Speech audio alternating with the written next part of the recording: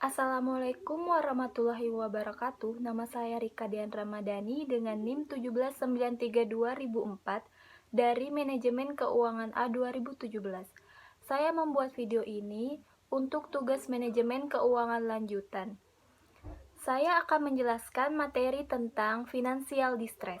Financial distress atau kesulitan keuangan adalah kondisi keuangan perusahaan mengalami masalah sebelum terjadinya kebangkrutan. Penyebab financial distress adalah ketidakmampuan perusahaan dalam hal pengelolaan dan pertahanan stabilitas kinerja keuangan perusahaan. Adapun penyebab-penyebab financial distress yang pertama, struktur permodalan yang kurang, yang kedua, peralatan yang ketinggalan zaman, yang ketiga, ketidakadaan perencanaan bisnis. Berawal dari ketidakberhasilannya dalam kegiatan promosi produk sehingga terjadi penurunan penjualan yang mengakibatkan pendapatan semakin menurun dan penjualan tidak maksimal.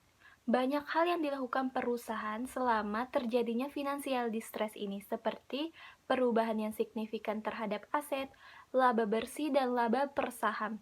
Hal ini dilakukan demi menjaga perusahaan untuk tetap berjalan dan kembali pada kondisi keuangan yang normal.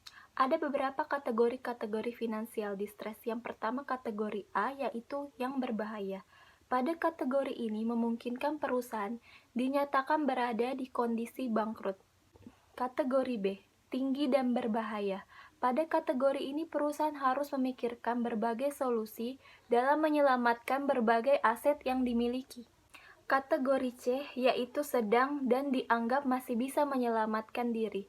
Pada kategori ini, perusahaan sudah harus melakukan perombakan berbagai kebijakan dan konsep manajemen yang diterapkan sebelumnya. Kategori D, rendah.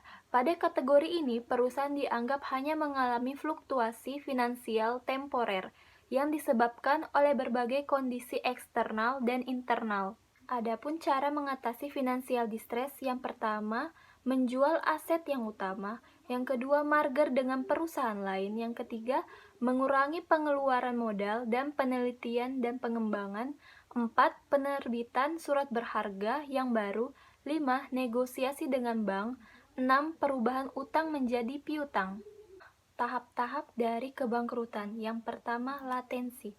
Di sini perusahaan akan mengalami penurunan. Yang kedua, shortage of cash. Dalam tahap kekurangan kas, perusahaan tidak memiliki cukup sumber daya kas untuk memenuhi kewajiban saat ini. Selanjutnya yang ketiga, financial distress. Kesulitan keuangan dapat dianggap sebagai keadaan darurat keuangan di mana kondisi ini mendekati kebangkrutan. Selanjutnya yang keempat, bankruptcy. Jika perusahaan tidak dapat menyembuhkan gejala kesulitan keuangan atau financial distress ini, maka perusahaan akan bangkrut.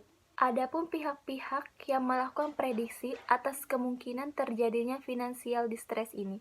Yang pertama ada kreditor, yang kedua ada investor, yang ketiga regulator, yang keempat pemerintah, dan yang kelima auditor.